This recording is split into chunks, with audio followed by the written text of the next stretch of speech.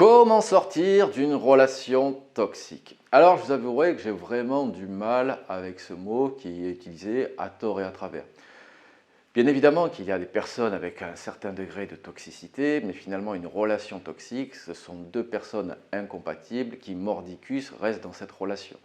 Tous les feux sont ouverts pour aller vers la séparation, tous les feux sont rouges pour avoir une relation qui est épanouissante, et non, pour raison de sentiment, on reste dans cette relation. Finalement, le mot relation toxique est bien souvent associé au mot emprise. Les sentiments vous ont poussé à rester dans une relation qui n'était pas épanouissante et pourtant, ce que je m'aperçois en coaching, c'est qu'il y avait de nombreux avertisseurs. Alors, je sais bien que parfois, par amour, par naïveté, on pense que ça ira mieux demain, que l'autre va s'améliorer. Mais ce que vous devez comprendre, c'est que si l'autre ne change pas au moment où son niveau d'intérêt est le plus haut, c'est-à-dire dans les 6 premiers mois de la relation, lors de la phase de lune de miel, ne vous attendez pas à ce qu'il change lorsque son niveau d'intérêt va diminuer forcément avec la promiscuité, avec la routine, avec le temps qui passe. Donc, si effectivement il y a des changements à faire, c'est dès le début de la relation qu'ils vont s'effectuer. Une fois que la lune de miel sera passée, il sera bien plus compliqué d'observer un changement. Alors qu'on se comprenne bien, messieurs, dames, ici l'idée n'est pas de vous culpabiliser. L'idée ici n'est pas de vous dire c'est votre faute si vous êtes dans une relation toxique, mais c'est de vous expliquer les dynamiques. Bien souvent, ce que je m'aperçois, c'est que les personnes qui restent dans des relations dites toxiques, l'une des caractéristiques que je retrouve chez chacune d'entre elles, c'est une faible estime de soi-même. Ils ne savent pas quel type de relation ils veulent. Ils n'arrivent pas à mettre, entre guillemets, des limites, un cadre à une relation. Et lorsqu'il n'y a pas de cadre dans une relation, c'est un peu comme les enfants, et bien malheureusement, ils font un peu n'importe quoi. Donc même une relation, croire que c'est que les papillons, les sentiments et les petits cœurs, c'est une erreur, c'est une association. On s'associe pourquoi et dans quel cadre. Ici, je ne vous dis pas de dire c'est comme ça et pas autrement. Je ne vous dis pas d'être devenir chieur ou de devenir chieuse. Non, mais l'idée c'est de se respecter soi-même. La base, c'est si vous ne vous respectez pas, l'autre ne pourra pas vous respecter. Donc, c'est avoir des limites claires à ce qui est acceptable ou non dans une relation. Et lorsque vous voyez plusieurs de ces feux-là, ce n'est pas en se disant avec l'espoir que ça changera que cela marchera, mais c'est en mettant au contraire des stops très clairs. Je prends un parallèle que je vous dis souvent en coaching, mais on a tous eu dans notre jeunesse des professeurs où c'était un peu le bordel. Imaginez qu'un professeur laisse le bordel jusqu'au mois de mai-juin et qu'à partir du mois de mai-juin, il dit c'est terminé. Est-ce que vous pensez que le fait de renverser la table comme ça va faire que ce professeur va être respecté? Sachant qu'il ne reste plus qu'un mois et que pendant 8, 9, peut-être une année, ça a été le bordel. Non, on met des limites dès le départ de l'interaction. Sinon, après, c'est trop tard. Sinon, il faudra beaucoup de temps avant de justement rééquilibrer le rapport de force. Donc, pour en venir à comment sortir d'une relation toxique. Tiens, avant d'aller plus loin, je vous propose de vous abonner à ma chaîne, comme ça vous recevrez toutes mes vidéos, et de mettre le petit pouce en l'air qui fait toujours plaisir.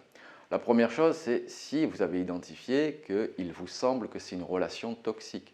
Regardez plutôt du côté de vos incompatibilités. Quelles sont les frictions? Pourquoi vous vous disputez? Quelles sont les récurrences dans vos frictions?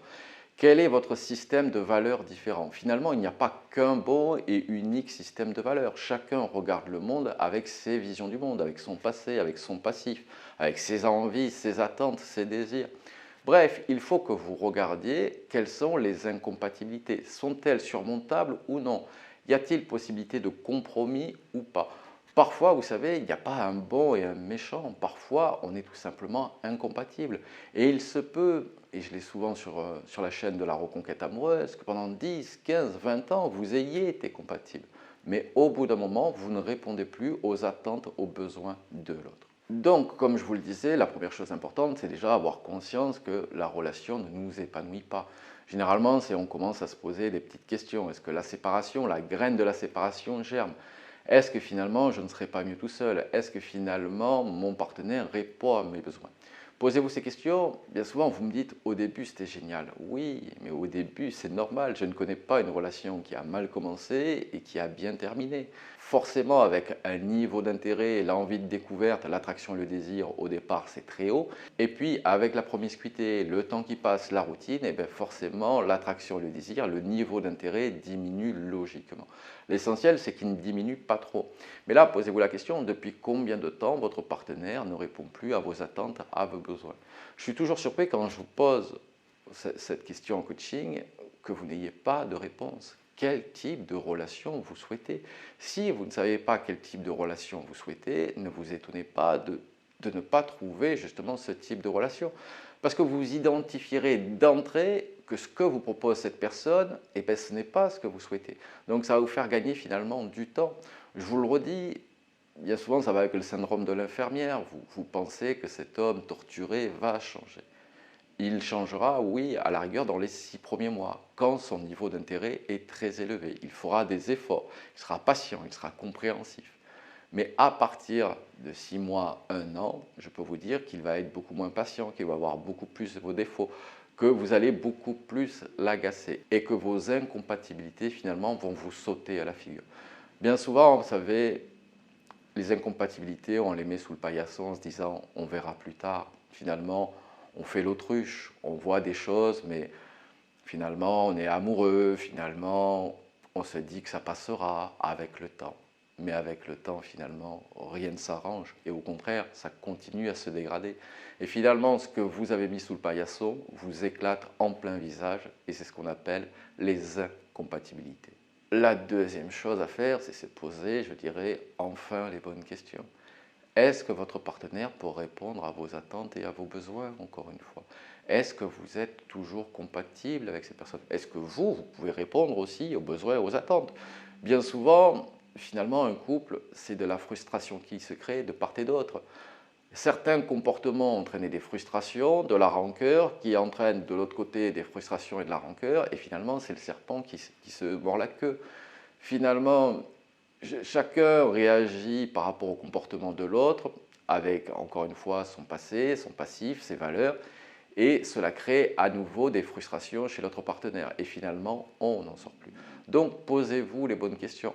Est-ce que ce qui vous rapproche est plus important que ce qui vous éloigne? Quel est le projet de votre relation? Quelle est la perspective? Bien souvent, on va faire des enfants, acheter une maison, avoir un chien. Mais une fois que vous avez tout ça, qu'est-ce qu'il se passe? Ce n'est pas suffisant. Il faut que vous compreniez que vraiment un couple, c'est une association. On reste en couple tant que les gains sont supérieurs aux contraintes que nous apporte ce couple. Quel est le motif de votre association? Être en couple pour être en couple, ce n'est pas suffisant. S'associer parce qu'on est amoureux, ce n'est pas suffisant. Bien évidemment que c'est important, mais ce n'est pas suffisant. Où en est votre complicité? Où en est votre compatibilité? Et là, il faut se poser vraiment les bonnes questions. Depuis quand vous n'avez pas eu un fou rire avec votre partenaire? Depuis quand vous ne vous êtes pas marré avec votre partenaire?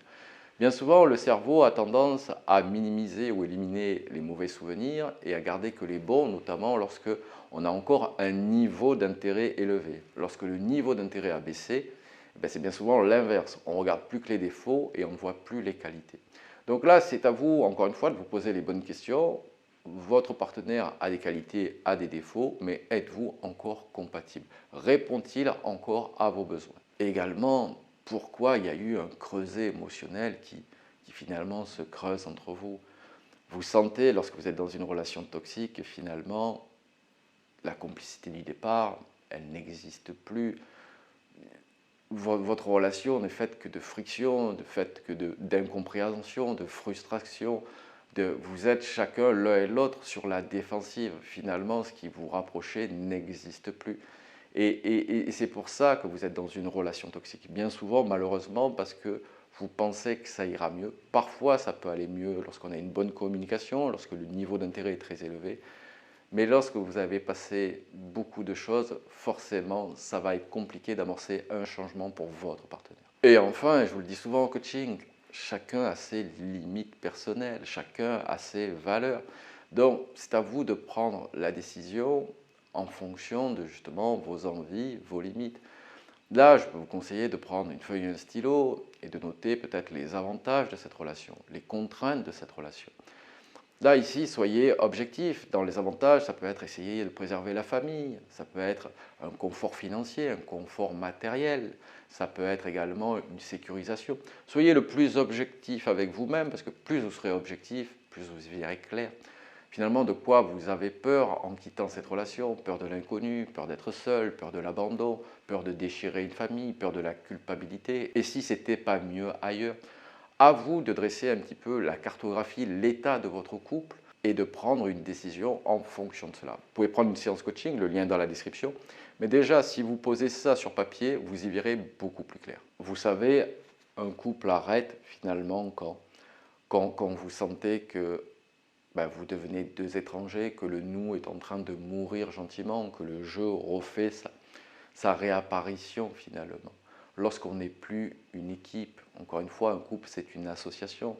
Et lorsque vous sentez que il y a des choses, vous ne pouvez plus être authentique, vous avez peur de dire certaines choses parce que vous avez peur de vexer l'autre, vous sentez que chaque mot peut être vecteur de friction à tout moment, de tension, parce que chacun est sur sa défensive, que vous ne prenez plus finalement tellement de plaisir à partager des moments qui soient épanouissants, mais c'est plutôt des moments qui sont dans la tension. Donc si vous n'avez pas une appétence pour le drama, pour les frictions, il convient encore une fois d'ouvrir les yeux. Si vous en avez conscience, vous avez déjà fait le premier pas. Il vous reste quasiment qu'à cartographier entre guillemets votre couple. Est-ce qu'il y a toujours des gains? Est-ce qu'il y a des pertes? Lesquelles? Est-ce que ça vaut le coup? Est-ce que votre bonheur est au-dessus de cela? Puisque bien souvent dans un couple, on se l'est dit une fois ce qui n'allait pas, 10 fois ce qui n'allait pas, 100 fois ce qui n'allait pas, peut-être 1000 fois ce qui n'allait pas. Mais finalement, il y a eu des promesses, très peu d'actes. Bien souvent, vous vous dites « je t'aime » en pensant que ça va guérir les incompatibilités. Finalement, vous mettez juste une couverture au-dessus, mais encore une fois, si vous ne regardez pas ces incompatibilités, non pas au sens de le reprocher à l'autre, encore une fois, l'autre n'est pas plus méchant, plus gentil que vous. Des fois, ça arrive d'être incompatible, mais il faut savoir ouvrir les yeux. Et enfin, quelle que soit votre décision, vous devez vous mettre maintenant dans un environnement positif, donc re-sociabilisation, se fixer de nouveaux objectifs, aller vers de nouveaux challenges, se trouver des nouvelles passions ou aller vers des passions que vous avez délaissées durant la relation. Bien souvent, la toxicité apparaît quand on s'étouffe un peu, on a recentré la relation uniquement sur le couple et finalement on a oublié ses amis, ses activités, ses loisirs, ses hobbies, etc. Donc retrouvez cet épanouissement pour vous, réfléchissez à vos limites, cartographiez l'état de votre couple et je peux vous dire que vous aurez déjà une avancée sur qu'est-ce que vous devez faire de cette relation. Allez messieurs, dames, je vous quitte là-dessus et je vous dis à très bientôt avec James D.